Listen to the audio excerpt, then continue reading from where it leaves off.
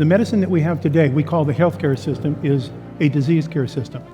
And it's actually pretty good at doing that, quite honestly. I'm a product of an education in the disease care system, medical school education, PhD, all those things. But if we were to then say how much is health embedded within that system, I think we would all come to recognize very little. So health is not just the absence of disease, it's the presence of function. So then I started to say, does our healthcare system, in the way that it's defined today, deliver anything related to function? And the answer is no. So feed the world, what does that mean? What do we want to feed the world? Do we want to feed the world calories? Do we want to feed them nutrition as defined by the American Society of Nutrition and the USDA? Or do we want to feed their hearts, bodies, minds, and souls with something that gives them full potential for their genes to express the white light of good health? That's a whole different set of objectives, right? That last one I just talked about. And it's hard to codify in a mass production system that's based upon economics of efficiency when you're going to really feed a person's body, mind, and soul effectively. Thank all of you. What a privilege to be with this group of planetary change makers. It's energizing. It's speaking to my genes, and I'll be a better person leaving here as a consequence, so thank you. You are welcome. Thank you. And so recently we spent a couple days on your boat, and that was with Dr. Sachin Patel, his wife Deepa, Dr. Shuriyang, and that was amazing.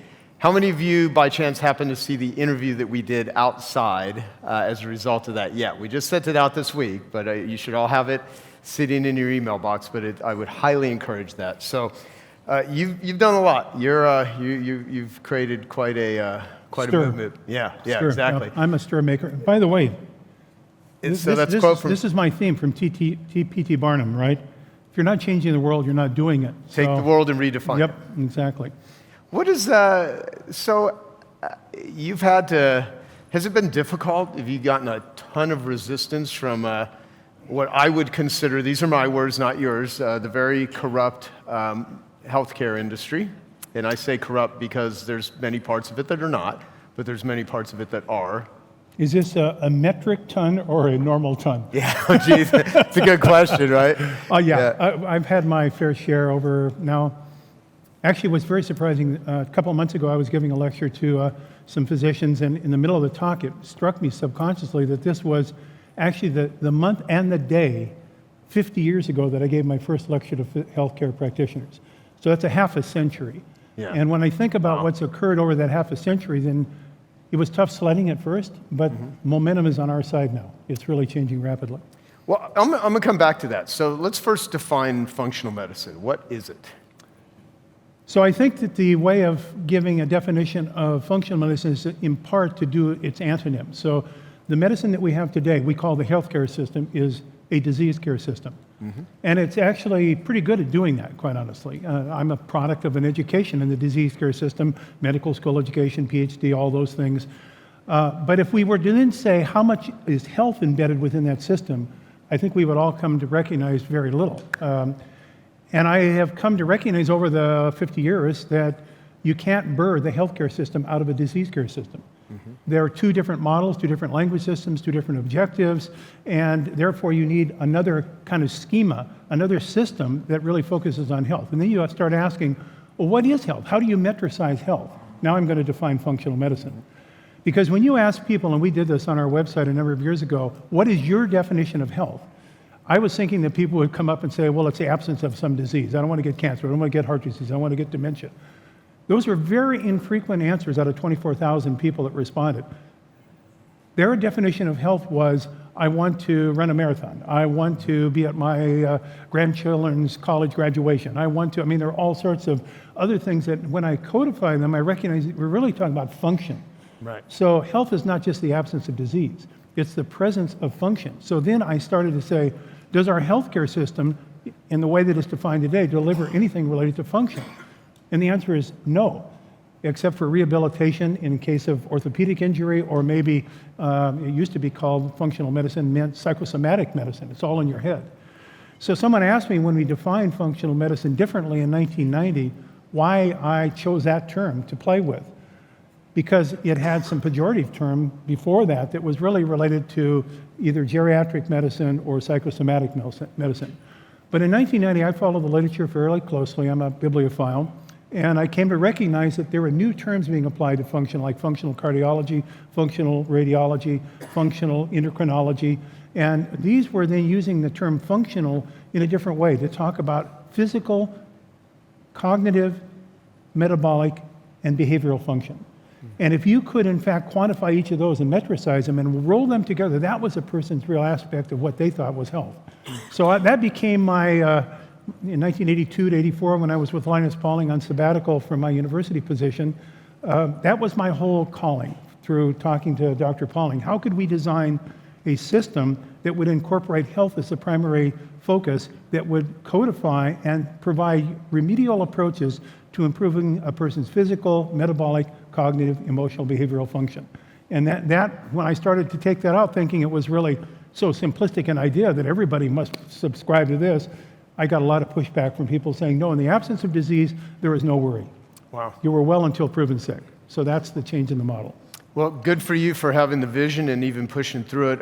Elizabeth, who's she'd share with me this quote a while back, a few months ago. A healed patient is a lost client to the medical industry, right? And it's true. And can I stop you right there? Yeah. Because that is an incredibly important concept conceptually. If you deep dive into that, which we won't do, but let's just go right to the next level of many levels.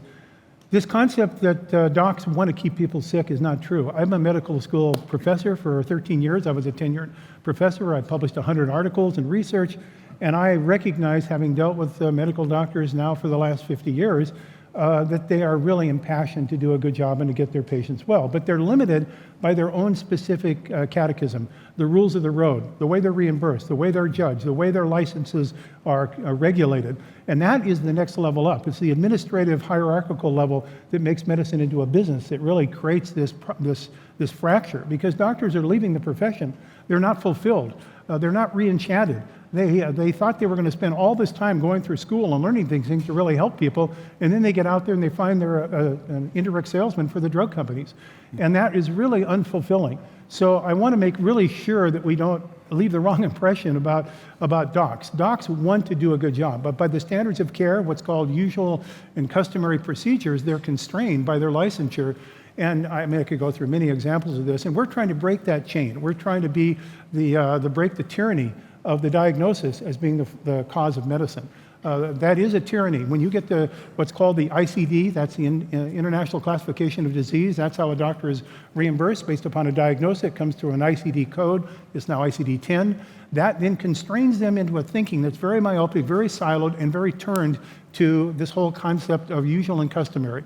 You can't have usual and customary if you want to really create a healthcare system, and that's where we are. Yeah, thank you. And let me speak to that too, because just since I made that statement, I feel that the same way in a lot of systems. Me and Dan Sullivan have had this conversation about things start out as a movement or a cause, then some become a business, and then if they get corrupted, they become a racket. And I think there's a lot of rackets that are going on. And a lot of the people within these, it's a system, it's a systemic problem. The individuals oftentimes they're just in how you just explained. They become inadvertently, drug dealers for a pharmaceutical company. And how do you work within that system? You either change it or you have to leave it. And for instance, this was a very interesting stat from the book Dark Calories by who I've now become friends with, Dr. Kate Shanahan. And she talks about, the gross domestic product, the GDP of healthcare is in the 18% range in the United States. Food is, I think, 5.4%. Military is 3%, and technology is 1%, less than 1%. So almost $1 out of every $5 is going to healthcare. That's why you see so much pharmaceutical. That's why you see so much corruption. Just follow the money, right? And so right after I left the trip with you, me and Cherie went and spent 4 days with Dennis Bellani. Where's Dennis at?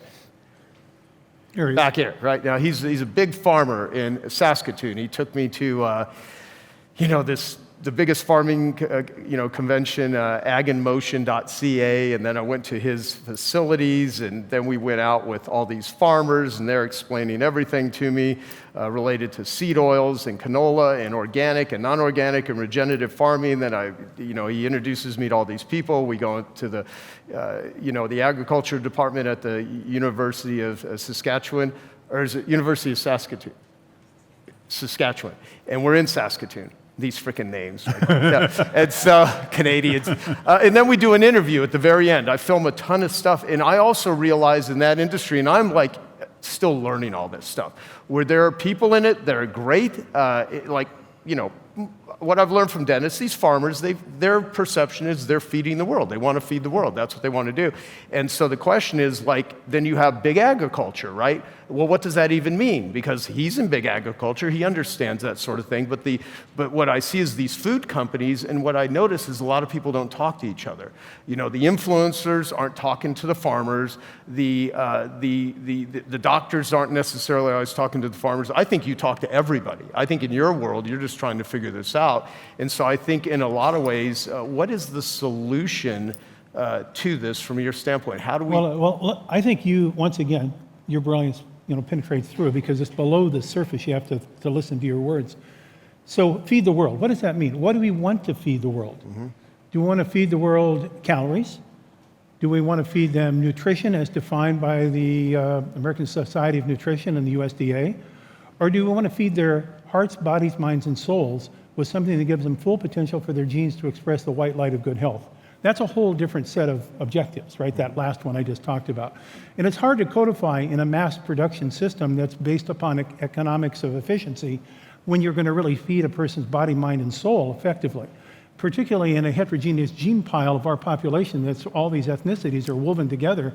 It's not like just the Japanese population or the Chinese population. You've got all these different variants that require different personalities for expression of optimal health. So when you start asking this question about feeding the planet, feeding the world, I think of Norman Borlaug, right? The father of the Green Revolution.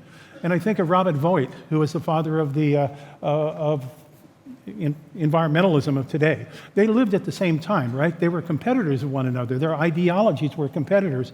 Voigt was totally against the Green Revolution. Of course, Borlaug was saying, look, we're feeding the world. We're providing much more efficient, we've 50-folded the increase in production per acre by using genetic hybrids and fertilizers and ag chemicals. So what's your objective?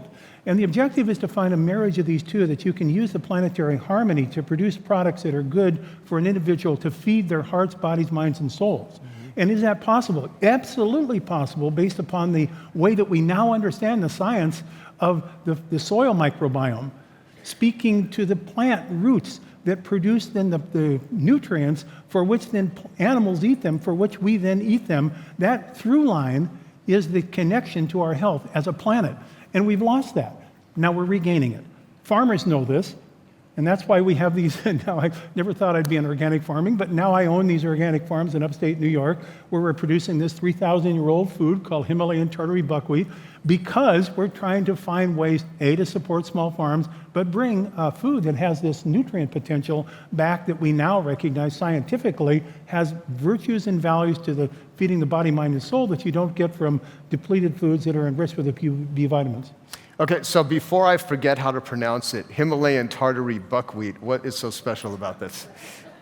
Well, because we can pronounce it, it's special alone, right? By the way, we showed Dr. Jeff how to utilize AI to make a song out of Himalayan Tartary buckwheat, and it was singing this whole thing on his boat. And I got this all on video. He's like, oh my God, you can actually do this. My whole family's heard that so many times. Dad, turn that off, please.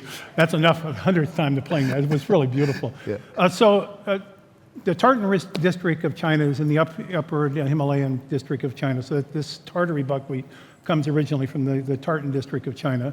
It's a 3,000 to 4,000-year-old food. It's one of the two oldest agriculturally husbanded foods on the planet. And it turns out that it has an extraordinary array of nutrients, 141, to be quite honestly, because we've analyzed it, nutrients that modulate how our genes express their function, particularly through the immune system. And so I've been talking to Dan Buettner about the blue zones. What is characteristic of the diets of people in the blue zones that are living long and healthy and don't need a lot of modern medicine?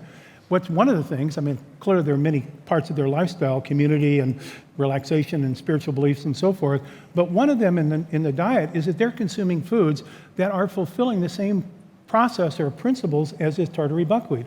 It contains their foods because they're colored like the rainbow. And what are those coloring agents in foods, vegetables and fruits and grains and so forth? Those coloring agents are called flavonoids and polyphenols.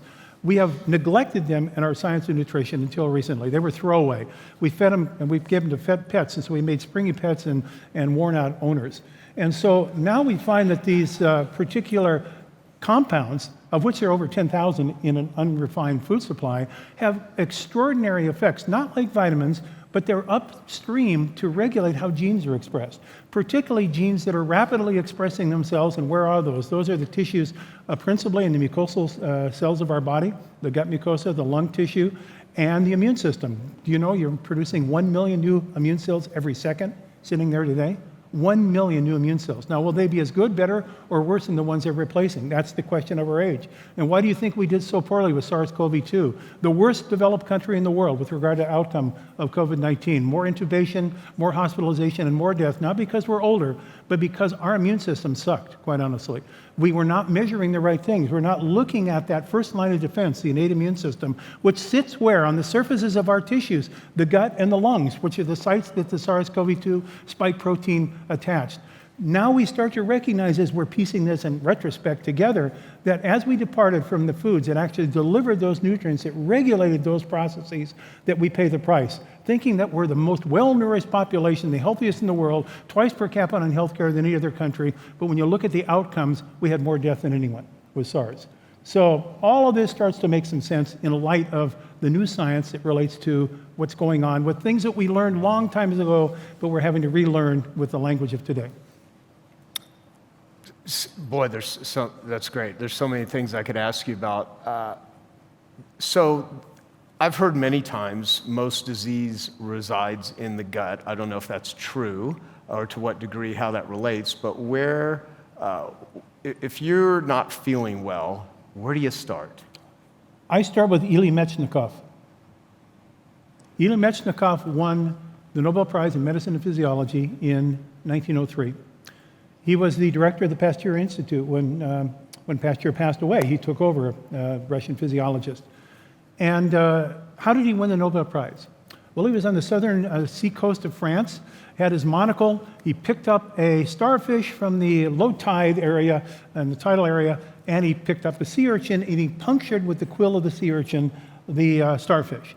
And then he got his monocle out, and he looked at the site of puncture, and he saw these corpuscles developing at the site of the injury to the starfish. And because he was a microbiologist, remember this was the age of the birth and the whole concept of infectious disease and microbes and so forth, he immediately thought, oh, I'm eliciting microbes from the injured starfish. But when they started to look at it more in detail, no, they weren't microbes. They were the cells within the starfish that were its immune system, the so-called macrophage cells, part of their immune system. He discovered the innate immune system. And as he then started to ask the question, where does the innate immune system connect with the body principle, he found it was with gut. And so he authored a book called The Prolongation of Life in 1904. In that book, which I'm very fortunate to have in my library, original copy that was translated in English from the French, he talks about the gut as being the site of all disease. He says, there you have thousands of, remember, this is 1904, we have thousands of different bacteria living in there. They can be friends or foe, depending upon their environment and how they're fed and how they operate within the gut, and they're right directly associated with the rest of the body. Now, what they didn't know is what we know today. 70% of our immune system is clustered around the gut. Why? There was no better place for the universal designer of human bodies other than just to throw it around the gut. Cosmetically, let's just put the immune system around the gut. No, because in the course of living, all of us will eat between 20 and 30 tons of foreign molecules. That's called our diet. Hey, I hope you're enjoying this video, and I want to let you know that I have a new book that's come out, and if you'd like to get it absolutely free, there's a link below in the description, or you can wait till the end of this video, or you can simply go to joesfreebook.com and you can get a copy there. Unless you're accountable.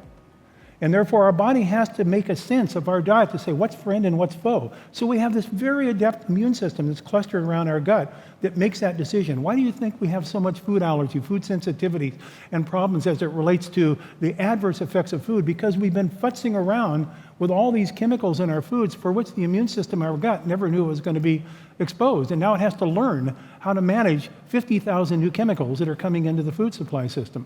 So this construct that all health starts in the gut is really to say all health starts with our immune system, of which the gut is a major participant. Our immune system resides on the surface of our lungs. It resides on our skin. There is not an organ or tissue in your body that doesn't have an immune system. It is communicating 24/7, 365. In fact, the best prediction of how long you will live to the year is the biological age of your immune system. You want your immune system to be younger than your years and birth date. And can you measure that? Yes, you can, and we're doing research, and many others are doing this. It's the frontier of the new science of immunology. We call it immunorejuvenation, turning the clock back, not one-way street towards immunodegeneration, but immunorejuvenation, because in your body's process is the ability to recreate a younger immune system if we just treat it right. So I was doing consulting years ago with Bill Phillips and his brother. And one of the things, the analogy I made is that marketers invent a lot of diseases. Marketers invent a lot of stuff. And some marketers are great and other marketers are frankly evil. And so if you were to give your industry or a category a disease, what would it be? And so we were talking about fitness. And so I came up with a term like, well, people are in the fitness fog is what I came up with. That's what I shared with them. I said, they're getting all this conflicting advice. Take this much protein, drink this type of protein powder, should you even be drinking protein powders, how do you exercise, how do you work out, all this variety of stuff. And it's more complex than ever. There's so much information that is conflicting out there. And so I think in the same way, people are in this fog.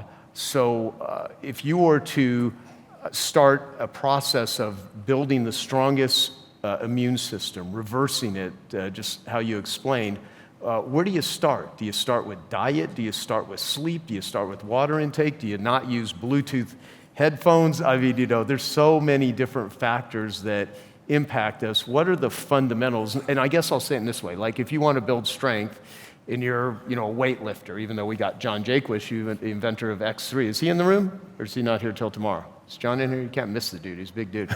But basically, bench press, squat, deadlift, right? Those are the three basic strength moves. What would be the foundational things for immune health? Like where does one start?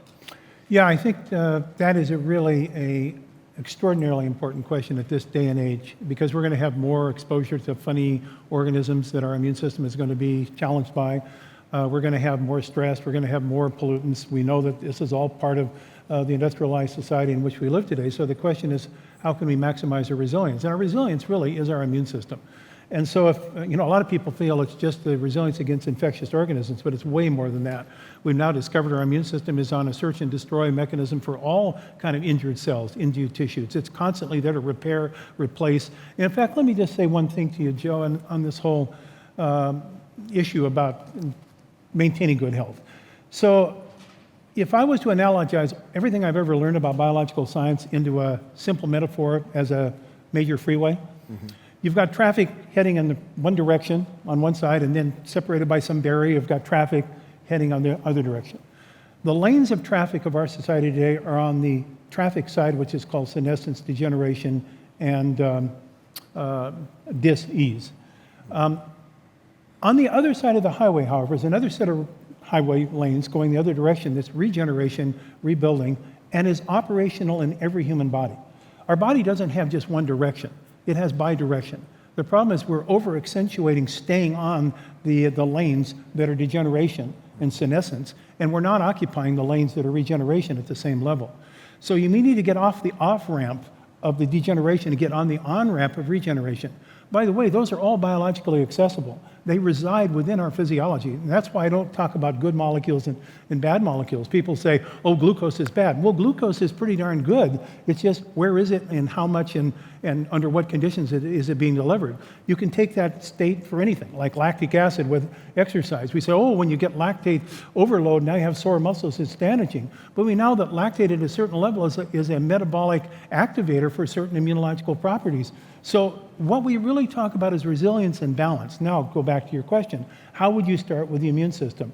The immune system, because it's a dynamic system, first has to take its message somewhere as to what it should do. Should it be on the lane of degeneration, which is you will get worse as you get older, or should it be on the lane of regeneration, or we call it immune rejuvenation?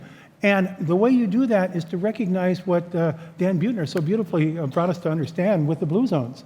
If you get on the blue zone state of the highway, you are in the regenerative mode, because you're by natural carrying on a lifestyle, because you're going to be fit because you're outside exercising. You're going to be eating the right foods because you're eating like the rainbow. And I'm not talking about synthetically colored foods. I'm talking about natural plant foods. You're going to be having relationships with people like we're having here that are positive on the lanes of regeneration, not degeneration. How many of your conversations are about doom and gloom at this meeting? Aren't they about up and out? Up and out creates a different gene expression pattern because these signals that we're receiving on receptors that sit on the surface of our cells are going to translate into the genes that perform to give us what our phenotype is, how we look, act, and feel. Obesity isn't a consequence just of calories. It's a consequence of a degenerative alarm system in which our body's trying to defend itself. Could be hostile abuse, it could be trauma, it could be so many variables that then deal through the genes to then produce a body shape that tries to protect us from injury. It's not just calories alone. So all these things are part of the new science that we're trying to leverage as it relates to immunorejuvenation. That's an interesting statement too. A body design, a body image that's trying to protect you from injury. Absolutely, there's no question. Let's use another example, autoimmune disease. As you know, 8 out of 10 people with autoimmune disease, which is increasing in frequency in our culture, you only need to look at the TV ads to see the number of products that are now being sold, these biologics for all these autoimmune conditions, colitis and skin-related psoriasis and arthritis and SLE and so forth. So what are those really speaking to? They're speaking to the fact that 80% of the people that get those conditions are women. So there's something about being a female. And so I have heard so many times in the decades that we've been focusing on autoimmune disease, which is now more than 3 decades, that women will say, why is my body damaged? Why am I an injury waiting to happen because of being a woman and going to get autoimmune disease? It's as if they have an image that they're flawed. They're not flawed at all. Think of what a woman's immune system is prepared to do, to be able to support in her body another individual that may be the opposite sex. Now, what has to happen to her immune system to allow that to be tolerated? Just ask my wife about that. It's really a very remarkable, sophisticated immune system that can adapt to a foreign body being in that person's body for 9 months and accept it and have a healthy infant coming out of it. And so the sophistication of a woman's immune system is much more complicated than the unicentric dials in a male immune system.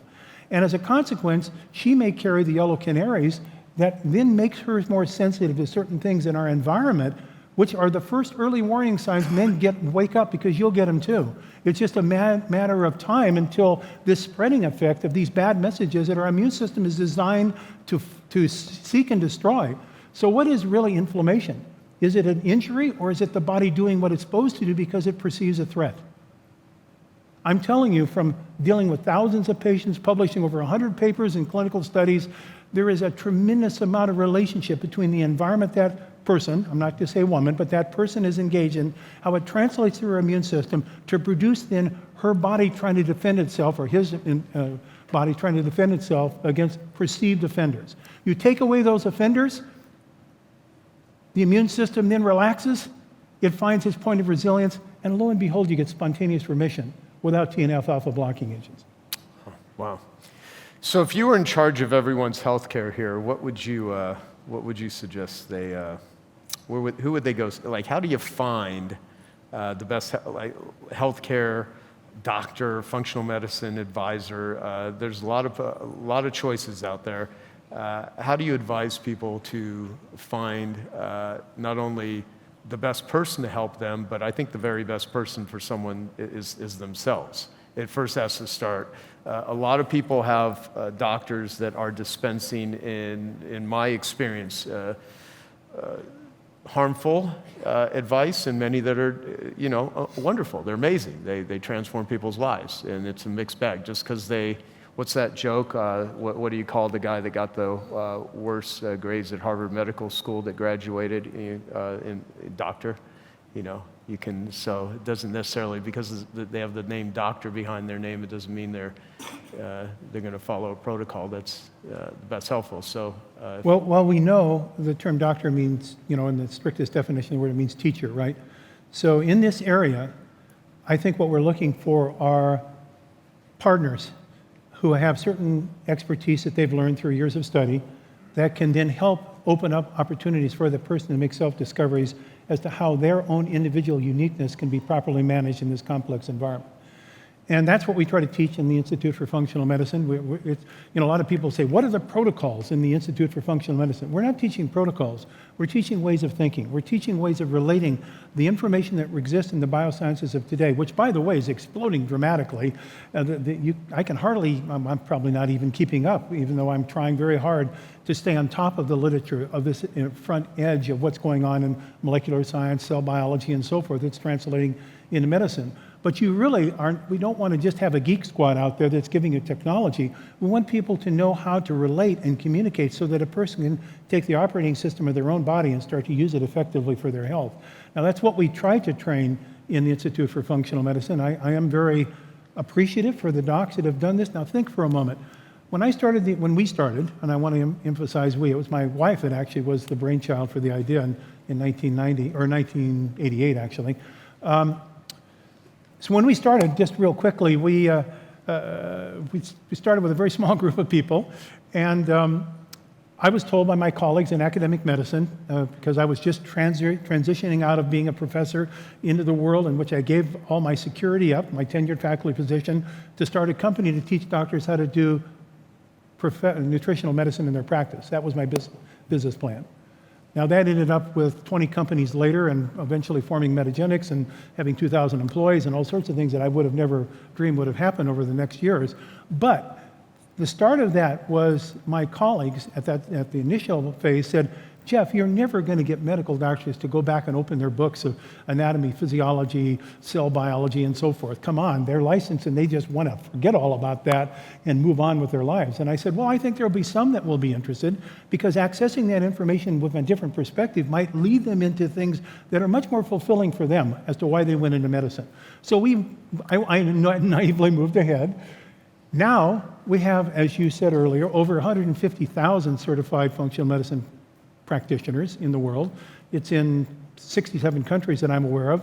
And that then is validation that these individuals will go back on their own, even though they have busy lives and practices and they're fulfilled by the covenants of insurance and all that stuff, and open these textbooks on their own and pay money to come to these courses above and beyond that of their normal daily life to become capable of doing what they set out to do, to help people. Now, that is so inspiring for me, and I'm so pleased that now we can send them to the IFM registry of physicians, and they can type in their zip code, and they will come up with a list of certified functional medicine practitioners that have certain criteria fulfillment that you can read about. And it's not yet 500,000, but it's certainly better than we started with 5 of us, so we're moving in the right direction. How many, there's approximately, 130,000 functional medicine docs right now? In the United States, yes, and then a lot more internationally. Wow. I mean, are you pretty proud of what you created? Do you get arrogant and say, I'm like a total badass here, or what? No, I don't. It's quite the opposite. I'm 79 almost, and I recognize that it's time to start handing off the baton. I want to make sure that we have the right successional plan so that people coming up can carry this forward and take it to the next level, and we can scale this thing. It needs to be scaled. It needs to be scaled on every level, from humanism to cost efficiency. We need to unburden ourselves of this unnecessary inflationary spiral and disease care. And the only way you do that is to go to the ground level and say, why are people getting sick that need hospitalization, and is it modifiable? And the answer is absolutely yes. There is no question of anybody in science that we are capable of reversing this epidemic of chronic disease. by implementing what we already know. In fact, let me give you just a quick anecdote, and you might find this humorous. So obviously I get a lot of opportunity to lecture to different medical groups, and I'm always the kind of fugitive guy on the program. If they want to have a balanced program, they choose me to be the balanced person, right, for the rest of the program. And so one of the common questions I have is something like this. This is a very common kind of question. Someone will say, well, Dr. Bland, I really like what you talk about. It makes sense, and you're a really good storyteller, but I only practice scientific medicine based upon double-blind, placebo-controlled, randomized clinical trials, and you haven't proven your hypothesis with the appropriate amount of randomized trials. Now, here's my response to this, and I don't mean to sound deferent or facetious, but it's something like the following. Okay, let's assume, just for the sake of our discussion between the two of us, that you are saying I practice a form of non-scientific medicine. Let me ask you, do you ever have occasion in your practice that you prescribe a series of drugs for a patient that you will know they will be on for years in duration, maybe decades in duration? Does that ever happen in your practice? And they'll say, well, of course that happens. And I say, what is the scientific evidence that that particular treatment program you've chosen is both safe and effective over the years that you intend on using it in your patient? Well, yes, we have this study on this drug, and we have this study on this drug, and we have this study on this drug. And I say, so how long are those clinical trials that led to the FDA approval for those drugs? Well, I don't know. And I said, maybe you should read the studies. And are there any studies that demonstrate the effect of all those drugs, those 3 or 4 you're implying, together in a patient over a long period of time? Well, I'm not sure of any group studies. And I said, okay, then let's both assume that we're practicing a form of scientific medicine, but mine is safer.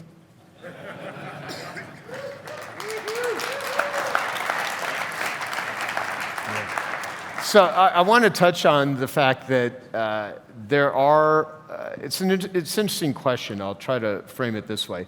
What I notice about a lot of industries, oftentimes the really great practitioners, really caring, really well-researched, if they start trying to become celebrities, they become, let's just take doctors as an example. Really great doctors, the moment they start pursuing becoming celebrity doctors, all that attention goes away from patient care and goes into promotional.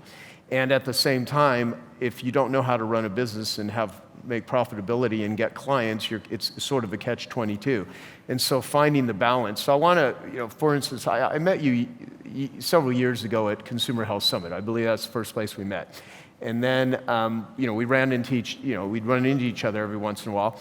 And then at JJ Virgin's, really awesome Mindshare Summit, which you've now changed the name to Health Biz. You got to yell louder so I can. What's she saying, Evan? Health Biz Growth Collective. Okay, all right. Something health, something collective. But yeah. So, yeah, I know. It's what can we do for hearing? What's the function of that? No. So What are you talking about? no. So JJ teaches and Tim, because I think it's really Tim behind the scene. Kidding. They're both great. And so JJ teaches these doctors and these practitioners how to basically run a business, how to get clients, that sort of stuff. And they're doing really good work, So so there's a lot of people that are in this room that are really instrumental in helping in all areas, getting good stuff out there. And so with the Institute for Functional Medicine, because I want to make sure that we leave with the limited time we have left. We've only got a little bit left there. Is where do we direct them to? Where do everyone here, and then I'll have you. I think you said a number of things there. I mean, I'll try to unpack what you said really quickly. Yes, thank God, because I'm very confusing right now. No, you're not confusing. Yeah. You're a great leader into new interrogatives. Thank you. So if we look at this for a second at docs who become celebrities, the good news, bad news is they develop a certain level of proficiency in what they do that they want to share. The problem is that the media and the medium that we're in now, social media, kind of feeds into this kind of status. So you finally ask the question, where do you draw a line? Where do you want to be in your persona, your ego, your id in this culture? And do you want to be a person who then can contribute to the architecture of this new society in such a way that your ego doesn't get in the way. And I think that Hans Selye, the father of stress, wrote an incredible book that I thought was, for me, very instrumental, called Altruistic Egoism, in which he was talking about the ego can really be a benefit to us. In fact, we need an ego if we're ever going to aspire to be doing something positive, but it should all be tethered to altruism, and you should always then be going back and forth in that interrogative with yourself. How much is this coming from my point of altruism to helping others?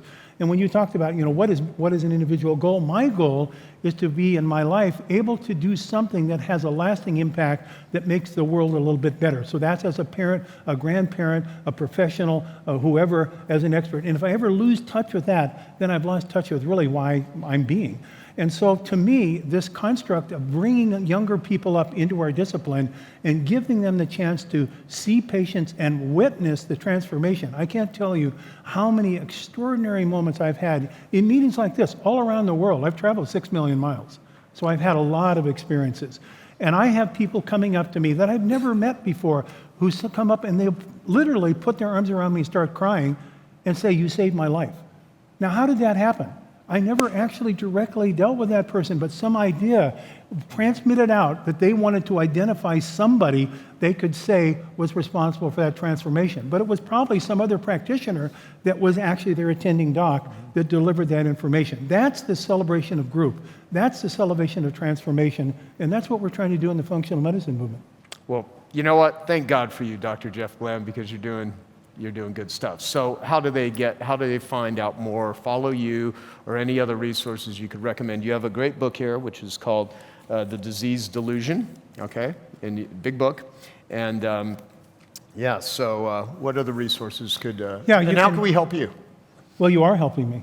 Thank you. I mean, the time that I spent with the three of you for those 3 or 4 days on the boat was transformational for me.